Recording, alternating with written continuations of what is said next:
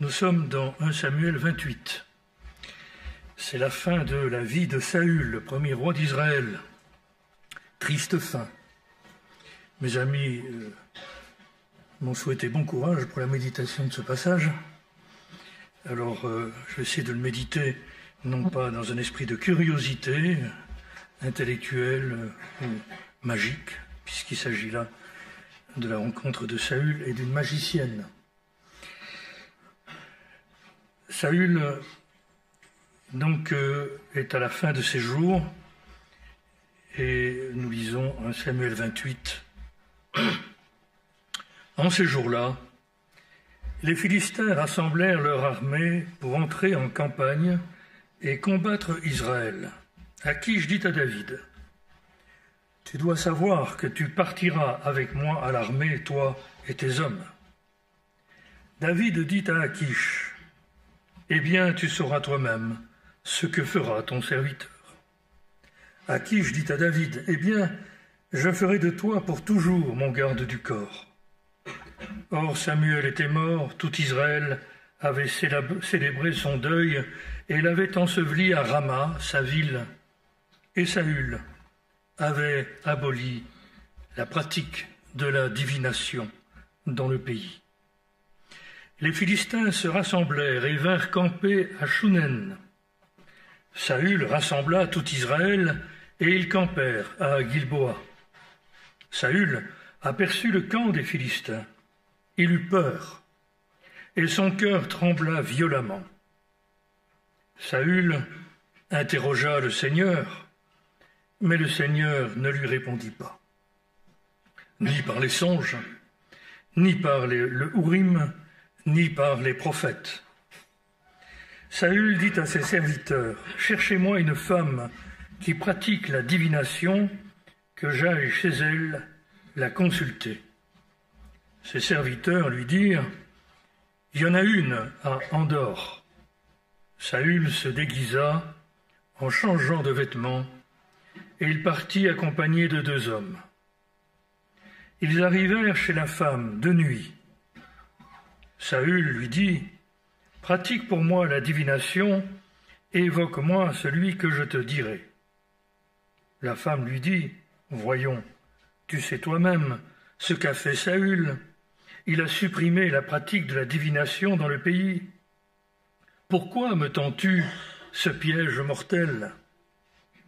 Saül fit serment par le Seigneur. « Par la vie du Seigneur, dit-il, tu ne cours aucun risque dans cette affaire. » La femme dit, « Qui dois-je évoquer pour toi ?» Il dit, « Évoque-moi Samuel. » La femme vit Samuel et poussa un grand cri. La femme dit à Saül, « Pourquoi m'as-tu trompé?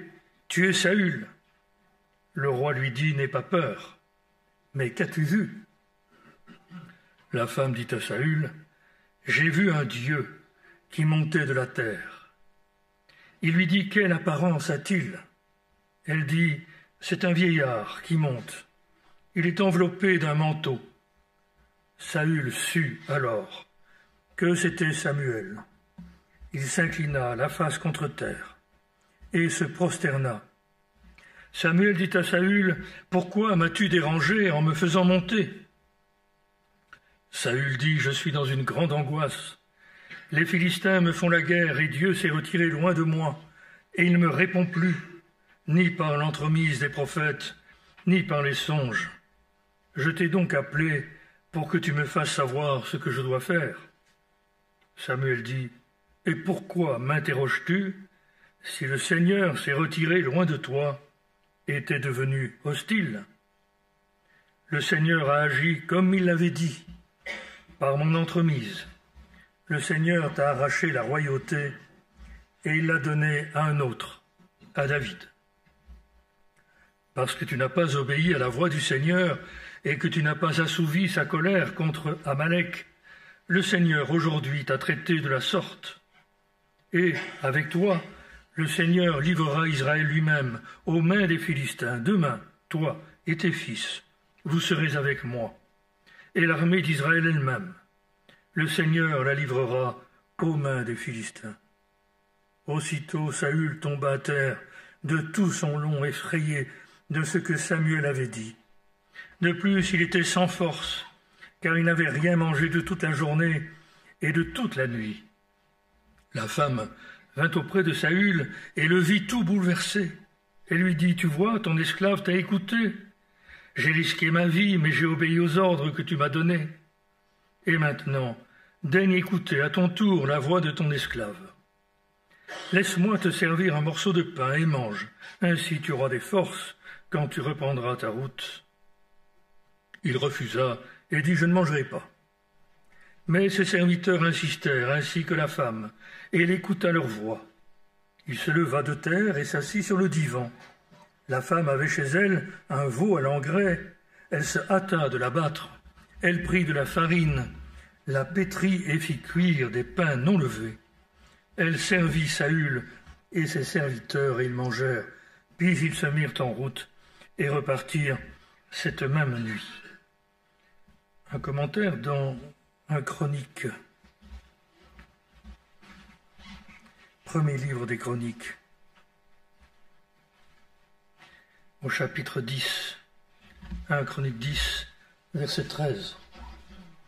Saül mourut à cause de l'infidélité qu'il avait commise envers le Seigneur, parce qu'il n'avait pas observé la parole du Seigneur, et aussi pour avoir consulté quelqu'un qui pratiquait la divination, au lieu de consulter le Seigneur. Aussi le fit-il mourir, et transmit-il la royauté à David, fils de Jessé. Peut-être un texte encore qui rappelle la faute au début du règne de Saül, qui l'a conduit jusqu'à cet épisode que nous avons lu dans 1 Samuel, chapitre 15, verset 22. Le prophète Samuel dit alors, « Le Seigneur aime-t-il les holocaustes et les sacrifices autant que l'obéissance à la parole du Seigneur ? Non, l'obéissance est préférable au sacrifice. La docilité à la graisse des béliers, ou l'observation de sa parole à la graisse des béliers. Mais la révolte vaut le péché de divination, et l'opiniâtreté vaut la sorcellerie, ou la résistance vaut la sorcellerie. Puisque tu as rejeté la parole du Seigneur, il t'a rejeté, tu n'es plus roi. » Saül dit à Samuel, « J'ai péché, j'ai transgressé l'ordre du Seigneur et tes paroles. C'est que j'ai eu peur du peuple et je lui obéis. Maintenant, je t'en prie, pardonne mon péché et reviens avec moi, que je me prosterne devant le Seigneur. » Samuel dit à Saül, « Je ne reviendrai pas avec toi, car tu as rejeté la parole du Seigneur. Le Seigneur t'a rejeté, et tu n'es plus roi d'Israël. » Quand Samuel se retourna pour partir, Saül attrapa le pan de son manteau qui fut arraché. Samuel lui dit, « Le Seigneur t'a arraché la royauté d'Israël aujourd'hui, et il l'a donnée à un autre, meilleur que toi. » Il a donné à un autre meilleur que toi. Et aussi, la splendeur d'Israël ne se dément pas et ne se repent pas, car il n'est pas un homme et n'a pas à se repentir. Saül dit, « J'ai péché. Maintenant, je t'en prie, rends-moi l'honneur devant les anciens de mon peuple et devant Israël. Reviens avec moi, je me prosternerai devant le Seigneur, ton Dieu. » À la fin du verset, du chapitre, verset 35, Samuel ne revit plus Saül jusqu'au jour de sa mort. C'est que Samuel pleurait Saül, car le Seigneur s'était repenti d'avoir fait régner Saül sur Israël. Il y a quelque temps, quelqu'un avec qui on parlait de la vie de Saül m'a dit « J'ai toujours eu l'impression de ressembler à Saül. » Il n'est pas le seul. Moi aussi. Et il est normal je pense qu'on puisse discerner dans les personnages, dans les exemples de l'Écriture, surtout les exemples négatifs, les choses qui nous concernent quand même. La Bible nous présente des exemples positifs, je dirais, des exemples à suivre, et des exemples à ne pas suivre. Parce que l'Écriture est comme un miroir qui reflète notre visage naturel, et il est normal que l'Écriture nous amène à voir tel que nous sommes. Et donc il est, je dirais, normal de voir, de se reconnaître aussi en Saül, dans certains de ses aspects, d'ailleurs, qui ressemble beaucoup aux personnes de notre temps, qui est un narcissique. Il ne pense qu'à être vu, être élevé, il a des exigences, il veut être servi, admiré, il est orgueilleux. C'est la personnalité dite narcissique, paraît-il. Il y a d'autres caractéristiques, mais je ferai grâce des autres définitions. Et voilà que Saül, pour une faute, ne pas avoir fait exactement ce que Dieu avait demandé de faire par la bouche de son prophète Samuel, se voit retirer la royauté parce que tu as rejeté la parole du Seigneur, je te rejette comme roi. Et voilà que le Seigneur nous dit ici, dans le chapitre 15, le Seigneur t'a arraché la royauté d'Israël, aujourd'hui il l'a donné à un autre meilleur que toi. David, meilleur que Saül. Que je sache, David a fait plus de bêtises, a commis plus de péchés que Saül. Saül n'a commis, je dirais, qu'un péché. Je parle bien sûr d'une manière purement humaine, si on veut calculer. Et David, ceux qui ont médité les textes il y a quelques jours ont dû voir que David, il savait bien mentir. Quel mensonge, quel comédien. Et quel trompeur. Là, il est actuellement, là dans notre texte, avec le roi d'Achish, le roi des Philistins, et il se fait passer pour un ami, alors que derrière son dos, il zigouille tous ceux qui sont de son peuple. Et il fait le beau devant Achish, et Achish est admiratif devant David. Il dit, oh, ça c'est un homme bien et tout, je voudrais que tu sois mon garde du corps. Il faut le faire quand même. Pour tromper Achish, qui ne devait pas être le dernier venu. Et puis sans parler des péchés de David que nous connaissons, péché d'adultère. Saül, de toute sa vie, n'a pas commis d'adultère, que l'on sache. Et voilà que Dieu déclare qu'il a choisi David, qui est meilleur que Saül. Ça pose une question, ça. Comment pouvons-nous comprendre, je dirais, ce choix de Dieu? Est-ce que c'est un choix juste ou injuste?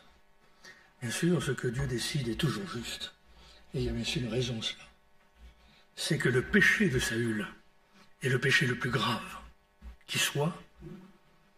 C'est le mépris de la parole de Dieu. Et surtout, le refus de reconnaître son tort, refus de se repentir. Ce que David n'a pas fait, contrairement à tous ses frasques. David aimait la parole de Dieu, désirait la suivre, tant bien que mal, de tout son cœur. Et il reconnaissait ses erreurs. Nous avons des psaumes de repentance qui sont merveilleux dans l'Écriture et qui montrent que David était un homme qui pouvait se reconnaître, qui jusqu'à, je dirais, se déprécier lui-même. Il n'y a rien de saint dans ma chair. Ma mère m'a conçu dans le péché. Je suis tout entier dans le péché. Dur pour l'ego de se repentir comme ça. David a reconnu chacun de ses torts, mais il aimait la parole du Seigneur. C'était un homme selon le cœur de Dieu, parce qu'il aimait sa parole. Et le psaume 119, par exemple, qui est le plus connu, est un témoignage expressif, extraordinaire. J'aime ta parole, je serre ta parole dans mon cœur afin de ne pas pécher contre toi. Ta parole est une lampe à mes pieds. Ô Seigneur, combien j'aime ta loi. Et bien d'autres psaumes aussi. qu'il montre la repentance de David devant chacune de ses erreurs, mais un retour à Dieu sincère de tout son cœur et un désir de marcher dans les voies de Dieu. Je serre tes commandements dans mon cœur afin de ne pas pécher contre toi. Seigneur, donne-moi l'intelligence pour que je comprenne ta parole. Saül, c'est pas ça. Ah oui, j'ai péché. Oh, j'ai péché. Et honore-moi auprès du peuple, surtout. Reviens. Je veux bien reconnaître ma faute, mais honore-moi. Sauver sa face, c'est la différence qu'il y a entre, je dirais, le repentir et le regret. Il y a beaucoup de chrétiens qui regrettent, mais qui ne se repentent pas. La repentance est en relation avec Dieu. La repentance, quand on se repent, c'est par rapport à Dieu qu'on se repent. Et on est désolé d'avoir offensé notre Créateur, d'avoir offensé le Seigneur. On en est attristé. Et on est indigné, mais par rapport au Seigneur. Le regret, c'est par rapport à soi-même. On est prêt à s'insulter quand on a chuté, quand on est tombé. Mon grand-père, qui était porté vers la bouteille du rouge, eh bien, il allait boire dans la cave, et quand il remontait l'escalier en titubant, il prononçait ces paroles qui sont légendaires dans la famille: « Imbécile, tue-toi !» Il ne s'est pas repenti. Il avait du regret. Le Seigneur ne nous demande pas d'avoir du regret, il nous demande de nous repentir. Le Seigneur connaît nos failles, il connaît notre cœur. Le Seigneur connaissait autant le cœur de Saül que le cœur de David. Mais il regardait le cœur de David et il avait vu discerner cet amour pour la parole, ce désir de suivre ses lois. Et Saül est tombé pour avoir méprisé la parole du Seigneur à plusieurs reprises. Le Seigneur lui avait dit: « Je te remplace par un autre, par David. » Et David était à la table de Saül. Vous connaissez l'histoire. Au moment où Saül a péché, il est dit: l'Esprit de Dieu l'a quitté. Or, l'Esprit de Dieu était venu dans le cœur de Saül, puisqu'il est dit dans l'Écriture qu'il a eu un cœur nouveau, changé. Et il a même prophétisé avec les prophètes. Mais après avoir, je dirais, désobéi à la parole d'une manière opiniâtre, d'une manière entêtée, parce que davantage préoccupé de lui, de sa personne, que de la gloire de Dieu, qu'il venait d'offenser. Et il a continué à offenser. Dans notre passage cet après-midi, il va vers la magicienne qui le reconnaît, qui dit plutôt: voilà, Saül m'a interdit de pratiquer la divination. Et Saül dit, il fait un serment au nom de Dieu: tu n'as rien à craindre. Au nom du Seigneur. Vous avez vu l'opinion qu'il avait du Seigneur. Il bénit la femme qu'il venait consulter, alors que quelque temps auparavant, pour quelle raison, on ne sait pas ce qui l'a poussé à agir de la sorte, il avait fait disparaître tous les devins du pays d'Israël. Et puis là, son cœur s'endurcit. Il faut quand même savoir que Saül a vécu 40 ans. Pourquoi est-ce que Dieu, qui a rejeté Saül comme roi, l'a laissé pendant 40 ans à la tête du pays, pendant que David galérait dans le désert, et vous savez comment, fuyant sans cesse la colère meurtrière de Saül. Et combien David aussi a montré vis-à-vis de son ennemi de l'empathie et surtout du respect, le respect de l'autorité. Plusieurs fois, il a eu l'occasion de tuer Saül. Et chaque fois, son cœur s'est mis à battre. Il a dit: je ne toucherai pas loin de l'Éternel. Il n'a plus d'esprit quand même déjà. puisque David était appelé auprès de Saül, pour calmer, je dirais, sa fureur, sa démence, parce qu'un mauvais esprit venant de Dieu était tombé sur Saül. Ça, c'est un petit peu difficile à accepter, qu'un mauvais esprit soit envoyé par Dieu. C'est pas Dieu qui fait le mal, mais les mauvais esprits sont là. Ils occupent la terre. Et on peut échapper à l'emprise du diable dans la mesure où on s'attache au Seigneur. Le Seigneur est souverain sur toute principauté, toute autorité mauvaise. À partir du moment où on désobéit au Seigneur et que le Seigneur se retire, on est livré aux démons. Mais l'Écriture, voulant souligner l'autorité, la souveraineté de Dieu, dit c'est Dieu. Je traduirais, il a permis qu'un esprit mauvais vienne le tourmenter. Et David, par ses cantiques, l'homme qui aimait la parole, je dirais, rendait un peu de calme, d'apaisement à ce Saül déchaîné par un démon. Et quand David s'est présenté devant Saül en disant « Regarde mon père, plusieurs fois j'ai eu l'occasion de te tuer, je ne l'ai pas fait. » Et puis vous avez Saül qui dit « Oh mon fils David, oh que je regrette, tu me fais du bien et moi je te fais du mal. » Regret. Pas de repentance. Puisqu'il recommençait la fois suivante. Mais David, qui poursuis-tu, disait-il? Un chien? Une puce? Voilà l'opinion que David avait de lui-même.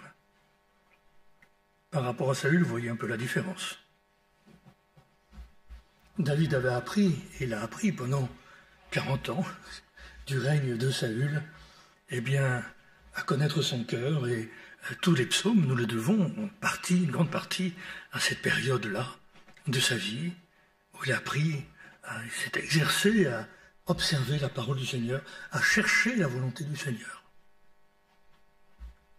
Mais Saül, pendant 40 ans, il s'est endurci de manière opiniâtre. Et l'endurcissement l'a conduit à quoi? Eh bien, puisque Dieu ne lui répond plus, c'est arrivé, vous savez, dans la mission chez nous, que des jeunes qui, ayant l'impression que Dieu ne les écoutait pas, ont prié le diable pour venir les secourir. Parmi nous. Eh oui. Donc, c'est pas une invention, c'est quelque chose qui se vérifie. Quand on se détourne du Seigneur, quand on est en révolte contre lui, eh bien, on peut aller jusqu'à aussi invoquer le diable. C'est ce que le monde fait, parce qu'il refuse Dieu, mais il a toujours soif de spiritualité, et c'est pourquoi il se tourne vers les fausses religions et toutes les spiritualités. Il se livre à tout esprit séducteur et mauvais qui règne encore sur notre monde. Sache que dans les derniers temps, il y aura des temps difficiles, il y aura des esprits séducteurs. Il dit, les hommes enseigneront à ne pas se marier et à se priver de la nourriture que Dieu a créée. À se priver de la nourriture que Dieu a créée et que nous devons prendre avec action de grâce. Le chrétien n'a pas de tourment biologique. Il n'écoute pas les esprits mauvais, il écoute le Seigneur.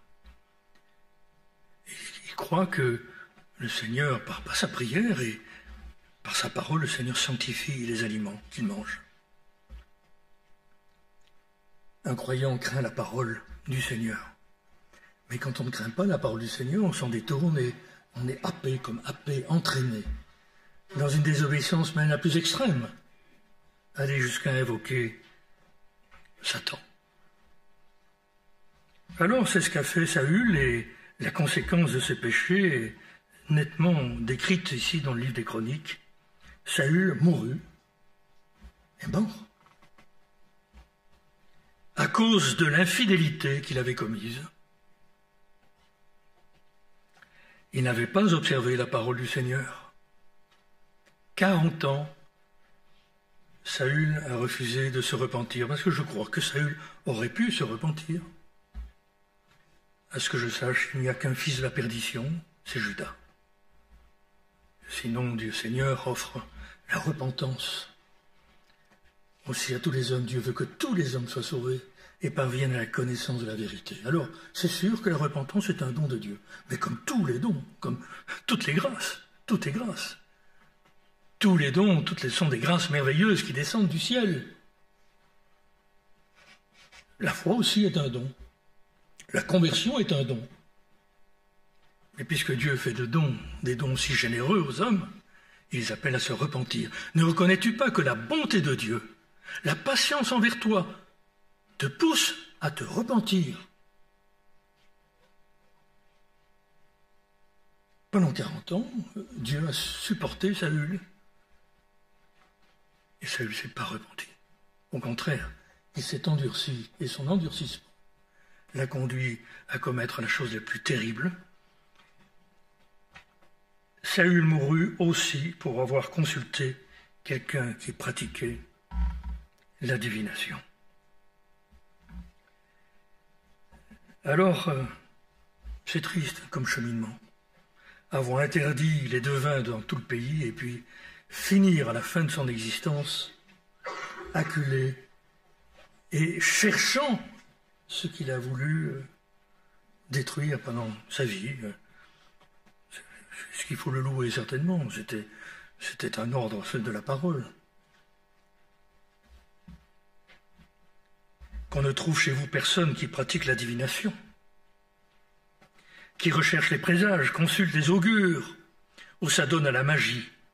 Personne qui consulte les spirites et les devins, ou interroge les morts, car le Seigneur a en abomination ceux qui se livrent à de telles pratiques. Un homme ou une femme, lisons-nous, qui invoque les esprits ou qui pratique la divination doit être mis à mort à coups de pierre. Ils porteront seuls la responsabilité de leur mort. Tu ne laisseras pas vivre la magicienne. Si quelqu'un s'adresse aux morts et aux esprits, je tournerai ma face contre cet homme, dit l'Éternel. Je le retrancherai du milieu de son peuple. C'était clair, la loi était là. Saül la connaissait. Et il fut un temps où il exerçait une certaine pratique de l'écriture, certainement extérieure à lui-même, qui ne le concernait pas en tant que personne. C'est curieux, parce que quand il va se demander à ses serviteurs, « Vous ne connaissez pas une magicienne ?» Ces serviteurs, qui avaient contribué d'ailleurs à l'élimination, certainement, des magiciennes. On dit « Oui, c'est sûr, on en connaît une. » Comme c'est bizarre. J'en connais une. Et puis Saül, typique de l'homme déjà plongé dans les ténèbres, il va de nuit, se déguise, c'est les cachotteries, c'est les ténèbres. Et c'est l'endurcissement, et Saül est mort à cause de ça. Voilà ce que reflète l'Écriture dans l'exemple de Saül, et nous devons discerner notre visage naturel. Est-ce que nous aimons la parole? Est-ce que nous obéissons à la parole du Seigneur? Est-ce que nous craignons Dieu? Est-ce que nous aimons le Seigneur au point de chercher toujours à l'Écriture? J'aimerais lire, si vous voulez, quelques paroles de Jésus qui, je dirais, vont éclairer notre texte sous ce plan-là. Alors, est-ce que, je fais une parenthèse, est-ce que c'est Samuel qui est venu ou pas? Grande question, Luc. On t'attendait. J'en sais rien. En tout cas, nous savons ce que dit la loi. Pas de magicien. C'est la loi divine. D'autres textes que je ne vous ai pas lus qui disent « Les morts ne voient pas les vivants ». Il y a une séparation entre les morts et les hommes vivants, dans de nombreux textes. Et la parabole du Lazare et le mauvais riche nous en donne aussi quelques indications. Quand le mauvais riche demande que Lazare aille prêcher à ses frères et sœurs qui font bombance, qui vivent, sans se soucier de l'éternité, lui qui est là dans les flammes de la souffrance. Et que répond Abraham? même si quelqu'un des morts ressusciterait, ils n'écouteraient pas. Ils ont Moïse et les Écritures. Qu'ils les écoutent. Ils ont la parole. Qu'ils écoutent la parole. Et ils peuvent être sauvés s'ils écoutent. Alors voilà ce que Jésus nous dit ici dans l'évangile de Jean, chapitre 14, verset 21. Celui qui a mes commandements et qui les observe, celui-là m'aime. Or, celui qui m'aime sera aimé de mon Père. Et à mon tour, moi je l'aimerai. Et puis, parole merveilleuse, je me manifesterai à lui. Je me manifesterai à lui. Vous savez pourquoi le Seigneur ne se manifeste pas à nous, souvent? Peut-être nous devrions nous interroger. Est-ce que nous l'aimons? Au point d'observer la parole. Même si cette parole nous dérange, même si cette parole nous contrarie.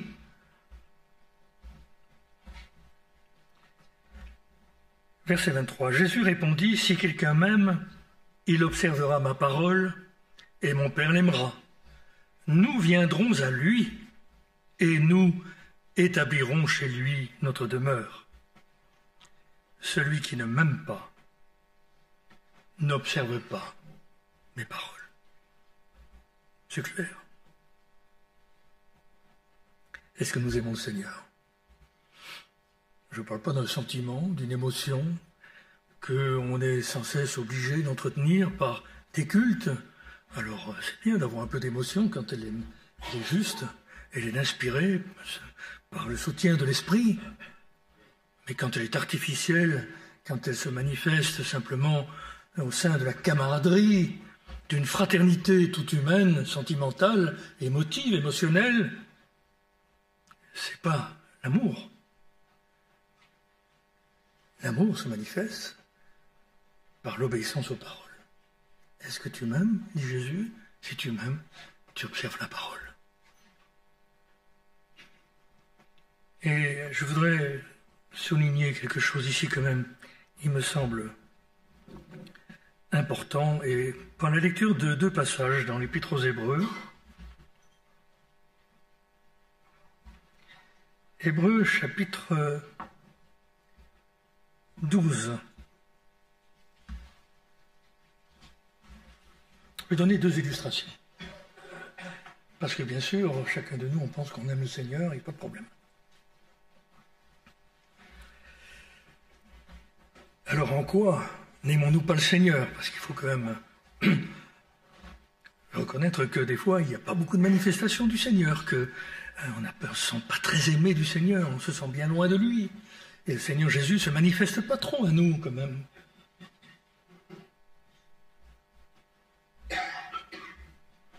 Est-ce que notre amitié au Seigneur est purement intellectuelle? On observe la parole, ah bon, j'observe la parole. Vous savez, même sur la terre, il y a de bons soldats. Alors il y a des gens qui naturellement observent les règles, même dans le monde, hein, sans parler de Dieu. Alors il y a des chrétiens qui sont comme ça et qui observent la loi, la parole, le devoir, ils font leur devoir. Pas aimer le Seigneur, ça, c'est aimer sous la contrainte. C'est une illusion de penser que nous puissions avoir en nous quelque chose qui puisse aimer le Seigneur et lui obéir. David disait, fais-moi la grâce de pouvoir observer ta loi. Fais-moi la grâce. Parce que sinon je ne peux pas. Et l'Esprit de Dieu, manifestation de la présence du Père et du Fils, qui vient en nous comme le consolateur et qui va mettre, je dirais, qui va graver dans nos cœurs la parole du Seigneur. Je répandrai sur vous mon esprit et je ferai que vous suiviez mes voies. Et donc l'amour vient par le secours de l'Esprit Saint quand nous cherchons la face du Seigneur. Mais bien sûr, pour chercher le Seigneur, il faut écouter sa parole. Et Jacques nous dit, ne vous contentez pas d'écouter la parole, mettez la parole en pratique, afin que vous viviez par elle. La pratique de la parole. Confiance, obéissance, séparation d'avec le monde. Et donc un chrétien s'interroge tous les jours, Seigneur, donne-moi l'intelligence pour voir si dans ma vie, je ne fais pas de compromis, si je ne suis pas aveuglé. Si mon cœur ne s'est pas endurci, c'est possible aussi d'être, comme disait David, donne à mes yeux la clarté afin que je ne m'endorme pas du sommeil de la mort. Sommeil de la mort, on est en train de mourir si on n'aime pas la parole. Un chrétien qui n'est pas soutenu, entretenu, qui n'entretient pas cette vie de parole avec le Seigneur, cette relation d'obéissance avec le Seigneur, eh bien il meurt. Il perd la vie. C'est ce qui est arrivé, ce qui arrive aussi à des églises qui perdent leurs membres. Des églises se vident. C'est pour ça, quand on voit tous ces jeunes-là, je dis, mon cœur se serre un peu, je dis, Seigneur, permets que tous ces jeunes-là puissent un jour aussi aimer ta parole et demeurer dans ton corps, dans l'église. Un chrétien se préoccupe de ces choses-là. Il cherche la face du Seigneur. Juste un petit exemple. Donc, dans Hébreux 12. Vous êtes approchés, verset 24, je ne dis pas tout, mais verset 24, de Jésus, médiateur d'une alliance neuve, et du sang de l'aspersion, qui parle mieux encore que celui d'Abel. Vous êtes approchés du sang de l'aspersion qui parle. Est-ce que ça veut dire que le sang de Jésus nous parle?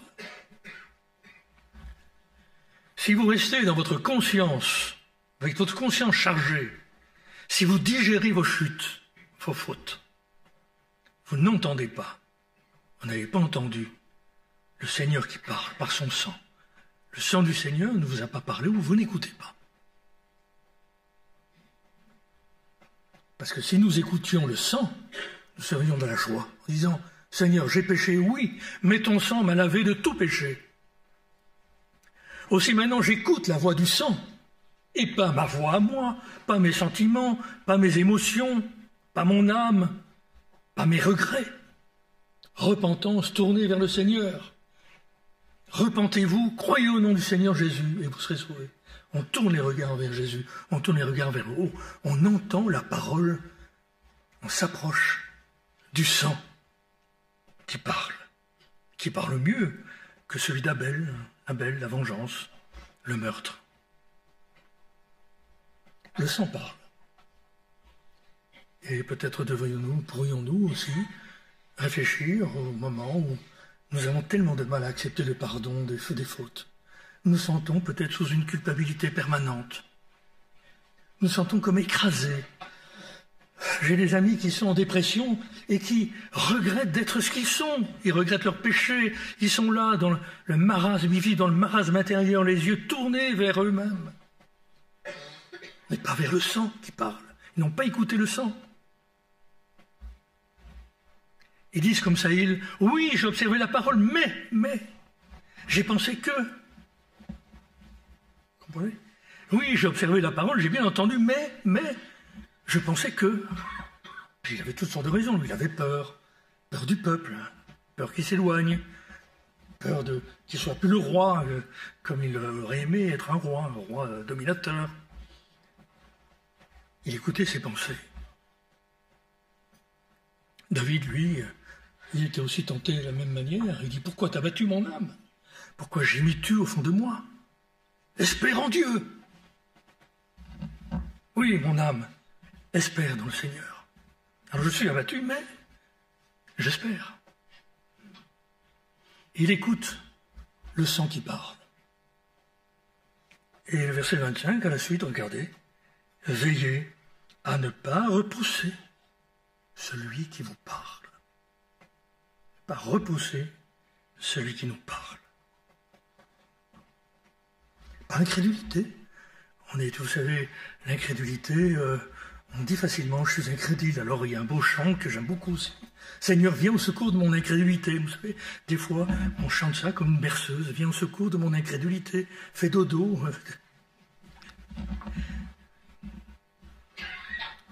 Ça ça fait du bien. Ça nous excuse, vous comprenez? Ah oui, je suis incrédule. Ça, c'est terrible, quoi. Mais l'incrédulité, hein, c'est pas écouter la parole du Seigneur. Donc, qu'est-ce qu'il faut faire? Gardez-vous de repousser celui qui parle.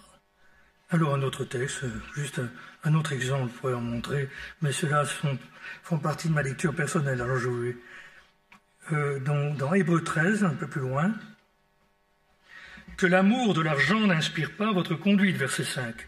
Contentez-vous de ce que vous avez, car le Seigneur lui-même a dit, vous savez, le Seigneur a dit quelque chose. Pour nous, le Seigneur a parlé, le Seigneur a dit oui. Mais écoutez ce qu'il a dit, le Seigneur lui-même a dit, non, je ne te lâcherai pas, je ne t'abandonnerai pas. C'est le Seigneur qui le dit. Et si j'écoute ce que le Seigneur me dit, vraiment, si j'écoute vraiment, alors je ne vais pas m'inquiéter. Vous comprenez? Je tourne les yeux vers lui, quel que soit mon état. Je dis, Seigneur, tu es mon secours, tu ne me lâches pas, tu ne m'abandonnes pas. Si bien, il est dit qu'en toute assurance, nous pouvons dire, nous pouvons le dire. Quand on écoute la parole et qu'on a entendu ce que le Seigneur a dit, alors nous avons de l'assurance, le Seigneur est mon secours, je ne craindrai rien, que peut me faire un homme? Vous voyez? Il y a des petites choses comme ça qui montrent qu'on n'écoute pas toujours le Seigneur. On ne commet pas de grosses erreurs, de grosses bêtises, tout ça, mais combien de découragement, de lassitude, sentiment d'abandon, qui nous accable. C'est bien que la louange, vous savez, elle n'est pas souvent là. Je dis heureusement qu'il y a nos cantiques qui expriment la louange, parce que sinon, je ne sais pas si on entendrait beaucoup de louanges parmi nous. J'écoute le Seigneur et le cœur est rempli de joie. Alors Saül a abouti dans une vie triste. Il a été vers le diable, vers la mort. Et alors que ce soit Samuel ou pas, la pratique est du diable. Et c'est grave. Et je voudrais quand même dire un mot là-dessus. La divination, c'est grave. C'est la mort. Je me permets un témoignage personnel. C'est pas facile de le dire, mais je me souviens quand j'étais pasteur à Metz, j'ai eu des personnes, d'origine d'ailleurs nord-africaine, venir me voir en privé, me disant, Luc, on est très inquiet pour toi parce que on a l'impression que tu vas mourir. Alors, je ne sais pas si vous imaginez que quelqu'un vient vous dire ça, quelqu'un que vous aimez bien, que vous écoutez, vous êtes le pasteur, ce sont les fidèles qui disent, on a l'impression que tu vas mourir, et donc j'ai eu comme des avertissements. Alors sur le coup, j'ai dit, bon, ben, Seigneur, tu connais le jour de ma mort. Je ne dis pas que j'étais très bien à l'aise en écoutant ces choses-là, mais je me suis mis sous le couvert du sang du Seigneur, en disant, Seigneur, tu me protèges, voilà. Et quelques jours après, moi-même, j'étais dans une ville de Lorraine, et je passe devant un hôpital. Et j'ai entendu une voix qui me dit, bientôt tu seras là, à l'hôpital. Jamais j'ai eu ce truc-là. Seigneur, voilà, je te fais confiance. Mais quelques jours après, dans la même ville, j'ai un malaise sur le parking d'un grand magasin, et on appelle le SAMU. Alors, mes enfants affolés, ma femme aussi, et moi aussi un petit peu quand même. Je dis, ben là, je suis là dans... J'aurais souhaité une mort plus noble et, disons, moins chaotique que celle-là. Mais voilà. Alors, j'ai dit adieu à mes enfants, quoi. Je ne sais pas si vous imaginez. J'ai cru que je faisais un infarctus, que j'y restais. J'ai plus de force. Et effectivement, on m'a emmené à l'hôpital. Là où j'ai entendu la voix, tu seras dans l'hôpital. Donc, prémonition. Qu'est-ce qu'ils font déduire? Ils font déduire tout simplement qu'il y avait en moi un mauvais fruit. J'étais pas sans connaître les antécédents familiaux. Et je sais qu'on a pratiqué dans ma famille la magie noire. Qu'une arrière-grand-mère s'était suicidée, jetée dans un puits. et que c'était assez sombre. Il y a plusieurs suicides d'ailleurs. Donc, chose assez sombre. Je le savais. Mais je n'avais pas vu que peut-être moi aussi j'étais infecté. Alors on ne comprend peut-être pas la parole du Seigneur qui dit « Je punis les péchés des pères jusqu'à 3-4 générations ». C'est l'Ancien Testament, disons-nous. Maintenant nous sommes en Christ. Oui, mais moi j'étais en Christ. J'étais en Christ avec une prémonition. J'étais en Christ à l'hôpital.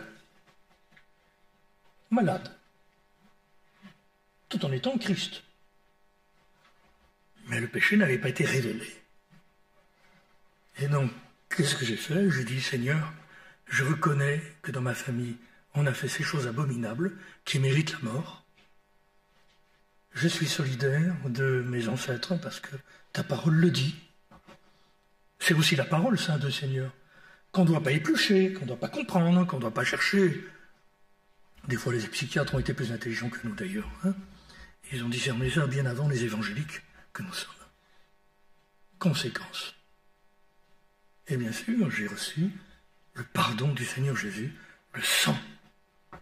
Vous avez été rachetés par le sang précieux de Christ, de la vaine manière de vivre que vous avez hérité de vos pères. J'ai été racheté. Plus jamais eu de prémonition, plus jamais personne n'est venu me dire « Luc, tu vas mourir ». Peut-être que mes sœurs en Christ, qui étaient mes fidèles et que je devais enseigner, n'étaient pas entièrement purifiées non plus de leur passé. Et on sait combien dans ces régions-là, la divination est quelque chose d'assez répandu. Et donc, j'avais trouvé un écho dans mon cœur, il y avait une souillure dans mon cœur que j'ignorais. Et c'est pourquoi cette parole de Jésus me revient souvent. Jésus a dit, venez, Satan n'a rien en moi. Satan n'a rien en moi. Jésus l'être pur, sans tache, sans péché, qui a pris notre péché sur lui. Mais Jésus était pur. Satan n'avait rien en lui. Ce n'est pas toujours le cas. Nous qui marchons dans la sanctification et qui devons nous soumettre aussi à la voix de l'Esprit, qui se joint à celle de l'Écriture, pour nous conduire dans une sanctification réelle, effective, pratique. Alors bien sûr, j'ai prêché aussi qu'il ne fallait pas faire de la divination. Vous savez, j'avais déjà des années et des années de ministère, de prédication, mais je n'avais pas vu qu'il y avait ça en moi. Voilà. Le Seigneur est fidèle, il le montre. Il nous aide à observer sa parole. Et il nous lave par sa parole. Et la parole nous lave. Elle nous parle, elle nous montre ce qu'on est, elle nous conduit au Sauveur, elle nous conduit à l'Évangile, à la parole du salut, et si nous l'acceptons, nous sommes lavés, purifiés. Et nous avançons avec assurance. Parce que le Seigneur a dit, je ne t'abandonnerai pas. Puisque le Seigneur a dit, puisqu'il l'a dit, faisons-le, acceptons-le, et entrons dans ce chemin de victoire. Le Christ a vaincu les puissances diaboliques, et bien sûr Saül, qui était la proie des esprits mauvais, je dirais, a été séduit, trompé, et je pense qu'il y a là une manifestation occulte, peut-être d'une manière un peu exceptionnelle, puisque la femme, elle a réalisé qu'elle était dépassée par, je dirais, son évocation. Il faut noter qu'elle a vu Samuel, elle a vu un Dieu qui monte de la terre, elle ne connaissait pas, et que seul Saül écoutait, entendait. Donc il y a eu, ça ressemble beaucoup à l'occultisme. Alors, je ne vous donne pas toutes les interprétations qui existent de ce texte, elles sont peu d'importance. L'essentiel, c'est qu'il ne faut pas faire comme Saül. Et que si nous l'avons fait, il faut se repentir, se tourner vers le Seigneur. Celui qui tourne le regard vers le Seigneur est rayonnant de joie, alors que la joie de l'Esprit nous anime, et tournons les regards sans cesse vers cette parole qui nous aiguille, qui nous conduit vers le Fils, qui est lui-même parole incarnée. Voilà ce qui me semble devoir retenir de ce texte. Et donc, ne faisons pas comme Saül. La vie de David était moins drôle quand même. Il a dû attendre que Saül disparaisse. J'aime à penser ceci, je ne sais pas si, peut-être j'extrapole un peu, mais la repentance de Saül aurait pu être celle-ci. Seigneur, puisque tu me parles, et que j'ai péché, et que c'est grave, donc j'accepte ta punition, j'accepte de ne plus être roi, et j'accepte de suivre David, mon roi. Son fils Jonathan l'a fait. Le fils de Saül, Jonathan, il n'a pas fait comme son père. Il a donné ses vêtements royaux, je dirais de prince, à David, parce qu'il est dit, son cœur l'aima comme sa propre âme. Il a aimé David, il a reconnu le plan de Dieu. Dans la vie de David, il a dit, c'est pas moi qui serai ainsi de mon père, c'est David. Il avait accepté. Mais pour Saül, accepter pour son ego, de devoir s'abaisser, s'agenouiller devant ce roi David, devant son remplaçant, quelle rage, quelle colère. C'est pour ça qu'il a voulu le tuer. Il a poursuivi. Donc il s'est opposé volontairement à la direction divine de Dieu. Au lieu de s'incliner et dire, voilà, Dieu a choisi David, je veux suivre son plan, le plan de Dieu. Je veux aimer Dieu plus que moi-même. Ça, c'est la repentance. Voyez. Qui est accompagnée de fruits dignes de la repentance, de soumission. Alors la suite, on ne peut pas l'imaginer puisque ça ne s'est pas produit. Mais voilà ce que peut-être le Seigneur voudrait qu'on fasse, nous, qui sommes si souvent jaloux. Il y a des chrétiens qui sont jaloux depuis 20 ans, 25 ans, parce qu'ils n'ont pas été pasteurs, parce qu'on ne les a pas pris comme anciens, parce que je ne sais pas quoi, parce qu'il y a quelqu'un dans l'Église qui leur fait de l'ombre. Voilà. Et ils sont là en train de râler, parce que quelqu'un a pris leur place et parce qu'ils ne peuvent pas, je dirais, s'émanciper et réaliser leurs rêves, au lieu de reconnaître. Seigneur, c'est toi qui donnes comme tu veux, tu choisis qui tu veux, et si tu as choisi un tel comme pasteur, l'autre comme ancien, et que moi je suis je ne sais pas quoi, eh bien Seigneur, je vais servir et mon pasteur et mes anciens, parce que je vais t'aimer toi, parce que je suis ton plan. Non? Croyez-moi, il y a des gens qui ont gâché toute leur vie, comme Saül, pendant 40 ans, sans se soumettre à Dieu, et qui n'ont rien fait de toute leur vie, tellement ils sont opposés à la parole et au plan de Dieu, révélé, parce que Samuel l'avait dit. Et quand il fait apparaître ce soi-disant Samuel, Samuel dit, pourquoi tu m'appelles? Ne t'ai-je pas dit? Est-ce que tu n'as pas dit? Est-ce que je t'ai pas dit ce qu'il fallait faire déjà? Alors pourquoi tu veux que je répète?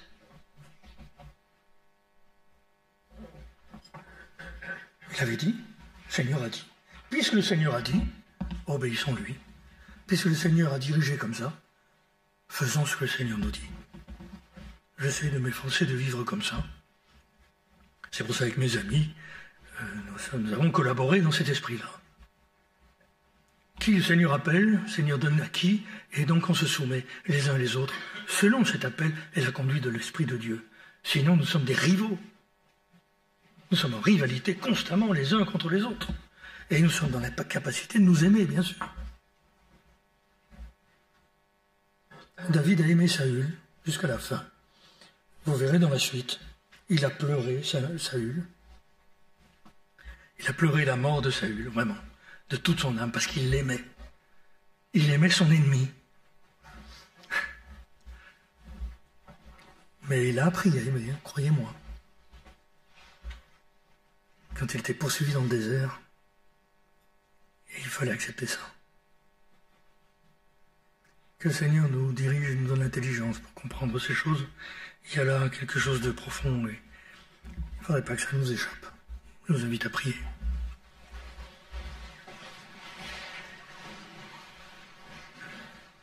Père céleste, Père de notre Seigneur Jésus-Christ, notre Sauveur, nous te louons pour le don de la parole, pour la parole de Jésus qui a retenti aussi dans nos âmes, qui s'est fait entendre à nous, pour l'évangile qui a été prêché, pour la conduite, ta conduite dans nos vies.